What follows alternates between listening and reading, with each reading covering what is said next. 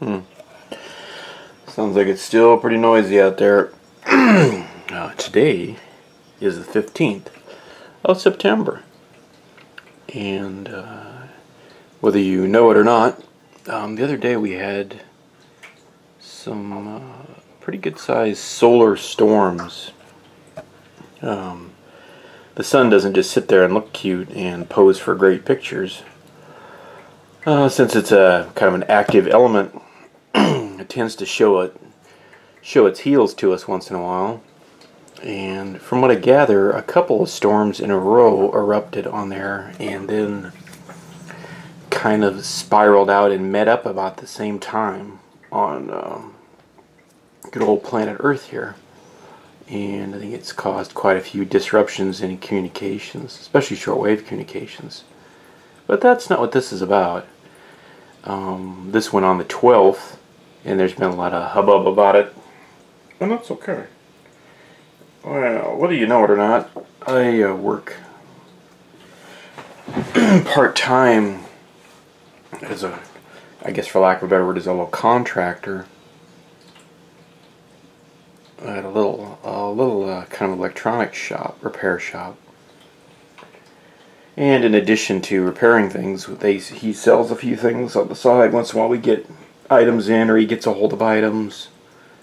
We get them fixed up and rejuvenated or refurbed and repaired and put them up for sale on the shelves there.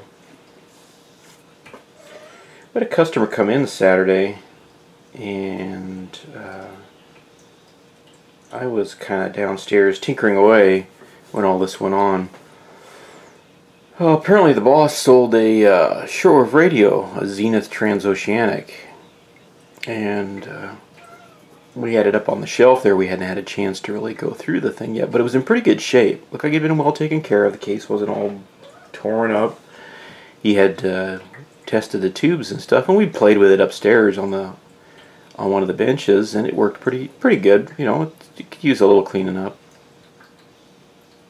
and a few new caps and stuff, but nothing major. So anyway, the customer got to playing with it and decided he liked it and bought it. So he took it home and was probably immediately disappointed, from what I gather.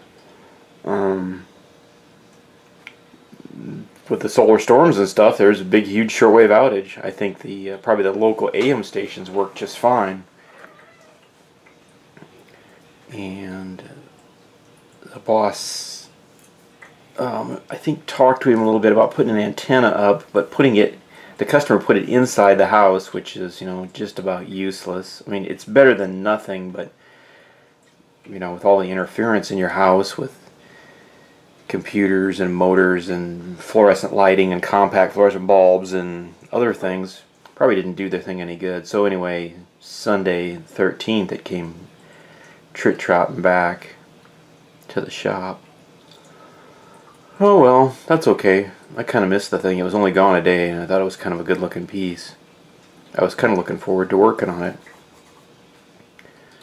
So I just found that kind of amusing that it's probably the worst day in the world to sell a shortwave radio. I think he tried to discuss it with him a little bit, but it was too late. You know, the customer had a bad experience and made up his mind. And that's kind of the nature of shortwave. You know, it's not rock solid. It's not all peaches and cream. There are some days that are great. This summer there were some dry spells for extended periods of time. There are a lot of variables. You know, you got to know what you're doing. You might have to go outside the house, heaven forbid, into the elements. You might have to put up a real antenna outside the house. So, you know, today's like little compact shortwave radios do a pretty good job, almost to the point where they're too sensitive. You know, if you have a little unit and plug an antenna into it, it can't overload it, because they've geared them up to work with these antennas and try and meet people's expectations. I don't know. I just found that kind of amusing. Thought I'd share that with a few of the old YouTube subscribers. Thanks for stopping by. Take it easy. Have a groovy day.